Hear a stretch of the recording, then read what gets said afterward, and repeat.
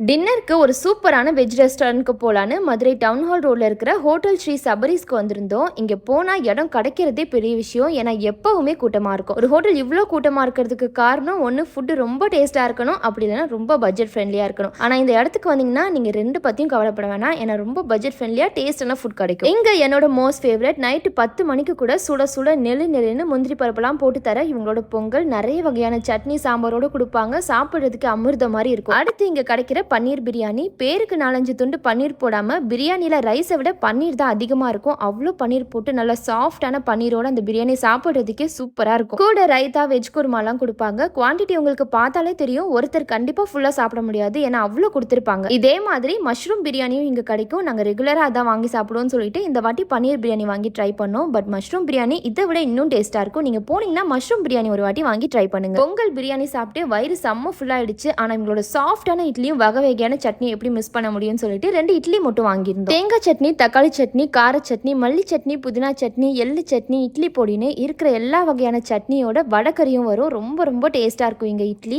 இத்தனை சட்னியோட சேர்த்து 2 இட்லி வெறும் 30 ரூபாய் தான். நான்வெஜ் ஹோட்டல்னா நம்ம ஸ்டைல்ல வழக்கம் போல ஹாஃப் பாயில் அண்ட் கலக்கியோட முடிச்சிருக்கலாம். ஆனா இது வெஜ் ஹோட்டல் ஆச்சு. ஸோ ஃபைனல் டச்சா டவரா செட்ல டீ வாங்கி குடிச்சிட்டு ஹாப்பி ஃபேஸோட வீட்டுக்கு கிளம்பியாச்சு. மறக்காம சப்ஸ்கிரைப் பண்ணிக்கோங்க. பாய்.